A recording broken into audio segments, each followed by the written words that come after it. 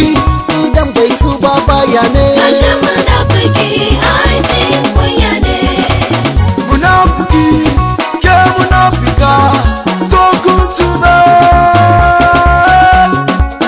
Munafuki ke munafika so ku tuba. Yesu yana zuwa da sauri so ku tuba tun da sauri.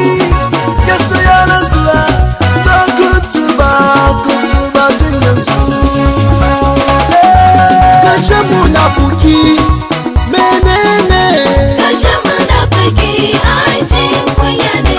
Ƙarshen munafuki idan bai tuba ba.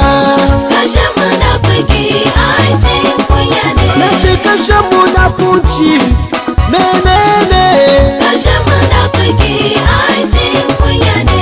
Ƙarshen munafuki idan bai tuba baya ne. Ƙarshen munafiki aikin kunya ne.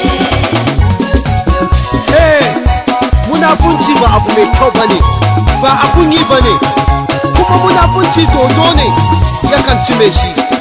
Kai munafuki, ke munafuka, mu tuba tun yanzu kafin Yesu ya dawo.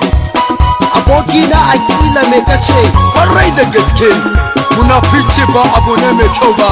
Munafukai tuba, masu gulma tuba, masu shaɗan zai tuba, almasihu ya kusan dawo. Munafuki kana farin ciki shi bakin ciki ne a zuciyarsa.